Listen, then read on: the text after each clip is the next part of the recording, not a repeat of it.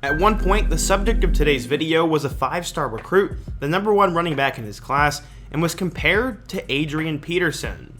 He was truly insane and one of the best running backs in recruiting history. He ended up having a very wild career as he had a crazy recruiting saga, switched between multiple schools, and went from a first-round lock to falling all the way to the 6th round in the 2023 NFL Draft.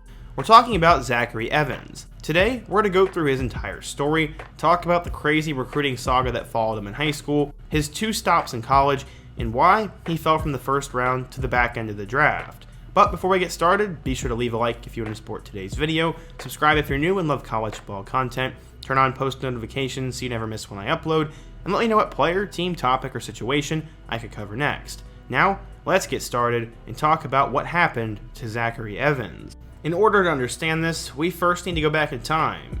Zach was the youngest of 5 kids, all who played high school football, and he was insanely good at athletics early on. Around the house though, he was more so known for his drawing and origami skills. He insisted that he hated football as a boy, and actually disliked talking about it and refused to watch the NFL. Pretty crazy to think. I guess something changed between then and 4th grade, as at that time he had his life all planned out. His list of goals mentioned getting scouted by colleges, drafted into the NFL, and married to a quote, loyal wife. It also listed buying a house of his dreams and retiring from football to become a scientist. You know, we all had crazy dreams as a kid, but he might end up making that one happen. He grew up in a tight-knit family and got especially close with his grandfather. Unfortunately, as he started to blow up in football, his grandpa never really got to see him play. He spent decades working a long-hour career in the city, which made him busy and not able to go to games, and then in 2016, a stroke would render half of his body and he became paralyzed. He also had multiple heart attacks, and another stroke put him in fatal condition.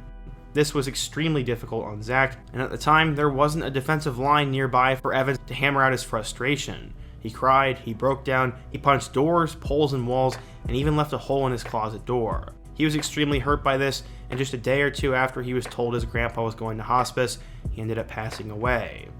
He did get to take some of it out on the football field though, and Evans was quietly becoming one of the top high school running backs in the country at North Shore High School in Texas. He had a breakout junior year, and some were calling him the best running back prospect since Adrian Peterson. He was listed as high as the #2 recruit in the country, and everyone in the country wanted him, especially the Texas Longhorns. After his insane season, his coach said, quote, "You have a lot of great backs out there with great vision or great power or great speed, but he has a combination of all of those, and that has been on display this past season. Except he had one awful postseason game against Katy, as he said, quote, I don't know if it was the stage or something, but I couldn't live up to the hype. I had like 6 fumbles. Things did go really well for a while until the very end, as during his senior year of high school, Evans was told that not only would he not be playing in the state championship game, but he was also kicked off the team. This all stemmed from a situation involving a cell phone. Apparently on December 20th, Evans was sent home from high school after not giving his phone to coaches when they asked to do so during a team meeting. According to sources, Zach was asked multiple times for it, including even his mother being called about it. Evans eventually broke the silence, saying, quote, "First and foremost, I want to apologize to all my college coaches for everything that's going on and what they're hearing. I'm a really good kid. I came in, I learned some from former professionals on how to overcome adversity. It was stupid, it was an immature decision, and I was being selfish to my teammates. I'm ready to come in and show that I'm ready though." With his high school playing career over, next up was where he was going to play college. At first, he was announced during the Under Armour All-American game on January 2nd, but right before the game, it was announced that Evans would not announce his college decision. Based on what I've read, it seems that behind the scenes, Georgia quietly pulled his offer, but I don't really know and I'm not going to speculate too much. What many didn't know though was that Evans had already submitted his national letter of intent to Georgia, and that would eventually surface. A few weeks later, Evans would break social media silence, and one beat writer said, quote, "We can't imagine how difficult a time this must have been for him. The narrative seemed set in stone, and he was already being written off by many. After a few months, he broke his silence with a new school he was going to. When he was originally released, many expected him to either go to Texas A&M or LSU, but he would later make recruiting history for a team not far away from home. Eventually, Evans chose TCU over Alabama, Georgia, LSU, Ohio State, Oklahoma, and Texas A&M, amongst other offers. I don't really know how many of those were committable. He became the first TCU 5-star commit ever, and they were going to be getting an absolute stud. In total in high school, he ran for 4,867 yards and 76 touchdowns. That came in 3 years of high school football, and former 24/7 Sports analyst Gabe Brooks compared him to Melvin Gordon. 24/7 Sports was extremely high on him, as he was listed as a 5-star recruit, the number 2 running back and the 16th best player in the class of 2020. So how would Evans end up doing at TCU? While Evans had a ridiculous amount of hype when he went into TCU, he didn't play that much. As a freshman in 2020, he was a backup, but did have a couple of notable performances. He had his first touchdown in a road victory over Baylor in Week 4, and then had 2 big games to finish the year. On the road against Kansas, he carried the ball 12 times for 100 yards, and then against Louisiana Tech, he had 7 carries for 130 yards and 2 scores. One of those included a 75-yard run, and Evans was a player who didn't get a lot of carries, but always showed immense potential when he did get the ball. Many called for him to get more carries in an expanded role in 2021, which would end up happening. In Week 1 against Duquesne, he'd have a touchdown, and then that following weekend, he had the best game of his career. Against Cal, he ran the ball 22 times for 183 yards and a touchdown, as they ended up winning 34-32.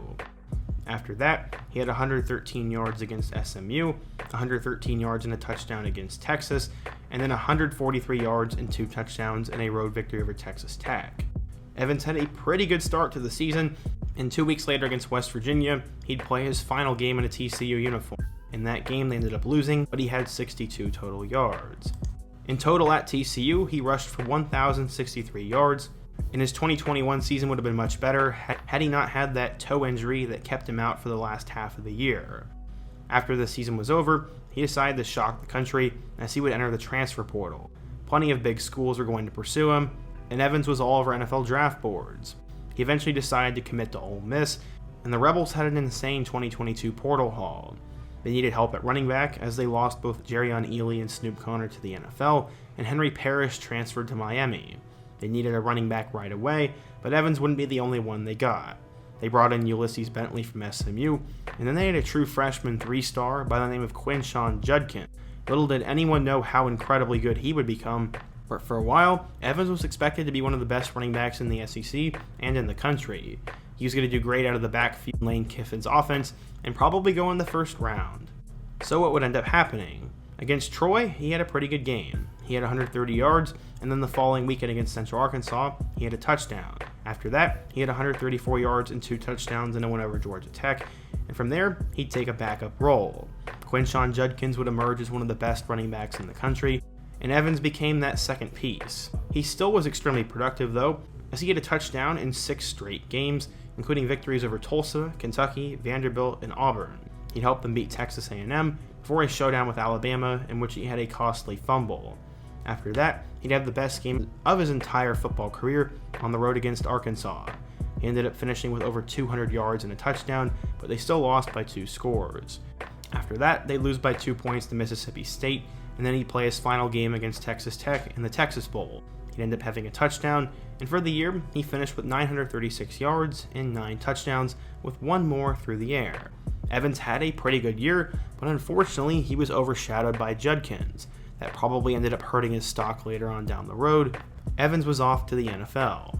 He ended up having nagging injuries throughout the year, but it wasn't really going to be that big of a deal. In terms of the NFL, one scout said, quote, "He played well against higher quality of competition last year and was a regular source of big plays despite a light workload of just 320 career touches at the college level." Add in the fact that his measurables were insane, and Evans could be a steal. He ran a 4.45 40. According to NFL Mock Database, his stock has started to fall over the last few months. In early January, he was ranked as high as the 46th best player, but after that, he took a nosedive all the way to the 4th round. He ended up climbing back up right before the draft, he settled around in the early 100s, but unfortunately, he fell all the way to round number 6. Evans would end up being the 215th player taken in this year's draft, and just like a lot of other players, had a shocking draft fall. The Rams would later trade up to get him, and Zach was very grateful for this. He said, quote, "It means a lot. It shows how much they believed in me. I'm ready to get to work, and I'm ready to give the team everything I've got. I'm ready to showcase my talents, and I'm just really thankful to be here."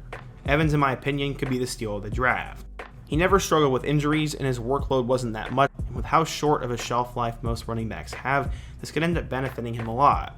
He can also catch out of the backfield, is extremely athletic, and will not be in a high-pressure situation. Personally, I think the Rams are a terrific fit for him, but why did he end up falling in the draft? 1, he never had an 1,000-yard season. 2, he had injury problems. And 3, I just don't think he was good enough compared to the hype. When you're compared to Adrian Peterson coming out of high school and the number 1 running back in your class, you're going to have to put up big numbers, and he just never really did that. He had good seasons, but not elite seasons, and that is why he was a 6th-round pick. Maybe that explanation is lacking, but for the most part, I'm kind of dumbfounded, because I think talent-wise, he's a 2nd or 3rd-round pick. But I don't know. If you're a TCU, Ole Miss, or Rams fan, what do you think of Zach Evans? Who is another big-time recruit who I can take a look at next? And who's another player whose stock fell in this year's draft? Be sure to let me know down below. Leave a like if you want to support today's video, subscribe if you're new, and check out all my other videos on the end screen. I hope to see you guys again soon, but until next time, peace.